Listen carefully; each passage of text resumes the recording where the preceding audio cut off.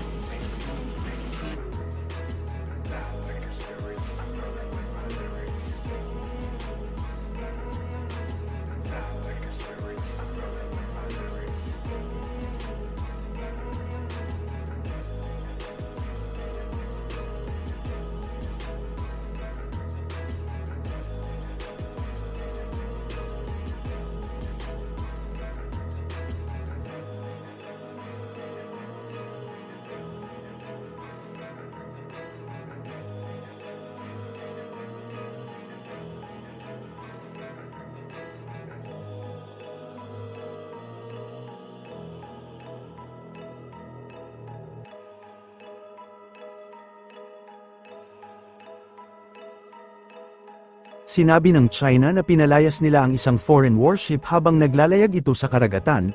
Nagkaroon ng matagal at maigting na engkwentro sa dagat kamakailan matapos ang Type 054A frigate ng People's Liberation Army Navy ay sinabi sa isang ulat na nagkaroon ng 20-hour standoff sa isang foreign warship.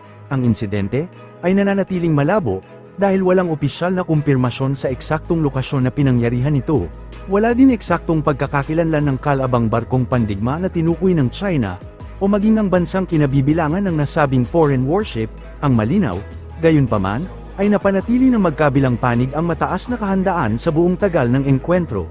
Ang standoff ay naiulat bunsod ng pagkilos ng foreign warship sa paglalayag sa isang sensitive maritime passage. Ginawa ng China ang pag-shadowing, malapitang pagbuntot, at ang patuloy na tactical positioning ng Chinese frigate, bagamat walang putukan na nangyari. Ang tagal ng engkwentro lamang ay nagpapakita kung gaano kabilis ang mga ganitong sitwasyon na maaaring lumala kapag walang panig ang handang magbigay daan. Isang destroyer mula sa Japan Maritime Self-Defense Force ay iniulat na naglayag sa Taiwan Strait, isang pinakasensitibong karagatan na madalas na sinusubaybayan ng mga puwersa ng China. Pinapataas nito ang posibilidad na ang hindi natukoy na barko sa standoff ay maaaring may ugnay sa Japanese destroyer. Kasabay nito, sinasabi ng ibang source na ang barko ay maaaring kabilang sa United States Navy, na regular na nagsasagawa ng kalayaan sa paglalayag at mga operasyon upang ipakita ang presensya sa mga karagatan. Sa ngayon, ang parehong mga posibilidad ay nananatiling hindi pa kumpirmado. Subalit, ang sitwasyong 20-hour standoff ng Chinese frigate at sinasabing foreign warship ay naranasan na ng Philippine Navy sa West Philippine Sea. Ang BRP Miguel Malvar at BRP Diego Silang ay dati nang nahaharap sa harassment mula sa eksaktong Chinese vessel habang nagsasagawa ng legal na operasyon.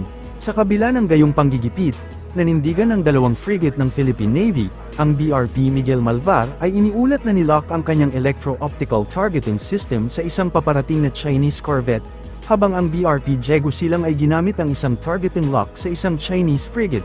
Tanging ang mga barkong pandigma ng Pilipinas lamang at ang nasabing Chinese frigate 054A ang may malinaw na balita at impormasyon sa nasabing naging tapatan ng mga warship sa karagatan. Ngunit, hindi pa rin kumpirmado kung Philippine Navy nga ang tinutukoy ng China na pinaalis nila ang barkong pandigma nito. Habang patuloy na tumataas ang tensyon sa dagat, binibigyang diin ng mga insidenteng tulad nito ang kahalagahan ng disiplina, pagpigil, at malinaw na layunin, sa maraming puwersa ng hukbong dagat na nag-ooperate sa buong mundo. Kahit isang maling kalkulasyon ay maaaring magkaroon ng malubhang kahihinatnan, na magiging mas kritikal ang profesionalismo at defense. Ang taunang pagsasanay sa balikatan ng Pilipinas, Estados Unidos at mga kaalyado nito, ay naglalayong lumikha ng mga sistemang depensiba na maaaring kumilos at tumugon ng mabilis, sinabi ni Armed Forces of the Philippines Chief General Romeo Bronner Jr., sa ginanap na balikatan opening ceremony sa Camp Aguinaldo, Quezon City. To our allies and partners, your presence here today sends a clear and unmistakable message that security is shared and that partnership remains our strongest advantage. We remain guided by a shared commitment to uphold international law, to respect sovereignty, and to contribute to a free and open Indo-Pacific where nations can thrive without coercion. This year, over 17,000 personnel from the Philippines, the United States, and from our partner nations, Australia, Canada, France, Japan, New Zealand, and let me also add, the United Kingdom.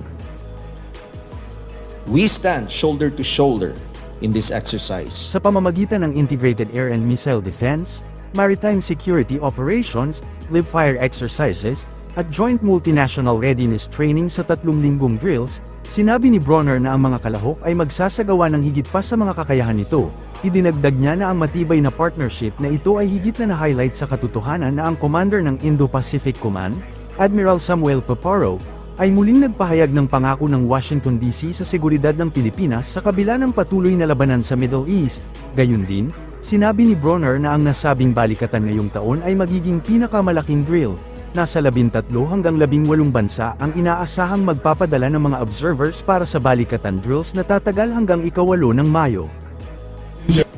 Regardless of the challenges elsewhere in the world, the United States' focus on the Indo-Pacific and our ironclad commitment to the Philippines remains unwavering. Balikatan means shoulder to shoulder, which perfectly captures the spirit of this exercise. A spirit of partnership, camaraderie, and mutual respect. It is about building trust, improving how we operate together, and ensuring we are ready to respond as one team to any challenge. Balikatan is also a commitment to the Philippine people.